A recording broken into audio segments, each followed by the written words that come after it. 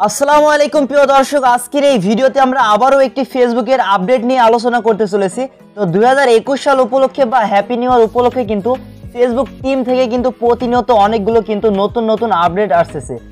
তো আমার যেগুলো মনে হচ্ছে আপনাদের মাঝে শেয়ার করা উচিত, সেই সকল আপডেটগুলো আমি আপনাদের মাঝে শেয়ার করার চেষ্টা করতেছি।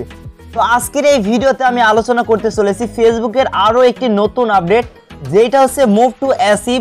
এই অপশনটার কাজ কি বা এই অপশনটা আপনারা কিভাবে ব্যবহার করবেন বিস্তারিত থাকছে আজকের এই ভিডিওতে।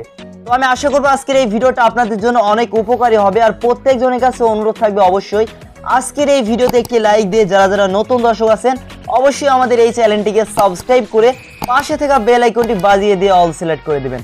সাবস্ক্রাইব করবেন এই কারণে আমরা প্রতিনিয়ত এর থেকেও সুন্দর সুন্দর ভিডিও আপলোড করে থাকি, সেই ভিডিওগুলো সবার আগে দেখার জন্য।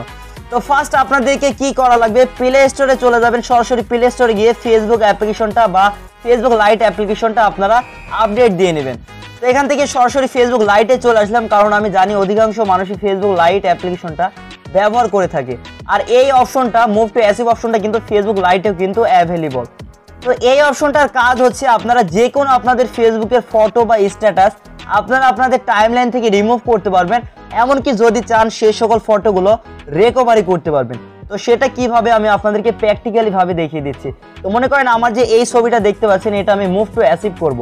তো এখান থেকে এই মুভ টু অ্যাসিভ অপশনে ক্লিক করে দিলাম, তাহলে আমার এই ছবিটা কিন্তু টাইমলাইন থেকে কিন্তু চলে গেল। দেখুন আমার কিন্তু আর এই ছবিটা নেই। তো আমি যদি ইচ্ছা করি তাহলে কিন্তু এই ছবিটা কিন্তু আবারও রিকভারি মানে ফিরিয়ে আনতে পারবো আমার টাইমলাইনে। তো সেটা কিভাবে, আবারও আপনারা আপনাদের প্রোফাইলে থ্রি ডট লাইনে ক্লিক করবেন। তারপর এখান থেকে অ্যাক্টিভিটি লগ নামে একটা অপশন দেখতে পাচ্ছেন, আপনারা এই অপশনটা ক্লিক করে দেবেন। তারপরে এখানে যে অ্যাচিভ নামের একটা অপশন দেখতে পাচ্ছেন, আপনারা এই অপশনটায় ক্লিক করে দেবেন। তো আমি এখান থেকে এই অপশনটায় ক্লিক করে দিলাম। দেখতে পাচ্ছেন আমি জাস্ট নাও একটা ফটো এখান থেকে যেটা করলাম অ্যাচিভ করছিলাম সেই ফটোটা এখান থেকে সিলেক্ট করবেন। এমনকি আপনারা রেজিস্টার নামে একটা অপশন দেখতে পাচ্ছেন, এখান থেকে সেই অপশনটায় ক্লিক করে ইয়েস অপশনে ক্লিক করবেন। তাহলে আপনারা যদি আবারও যদি প্রোফাইল অপশনে চলে আসেন, একটা রিফ্রেশ যদি আমি দিয়ে দেই, তাহলে দেখবেন আমার ওই ফটোটা কিন্তু আবারও কিন্তু ফিরে এসেছে আমার টাইমলাইনে। তো এভাবে যে কোনো ছবি আপনারা ডিলিট না করে হাইড করে এমনকি আপনারা কিন্তু ফিরিয়ে আনতে পারবেন পরবর্তীতে।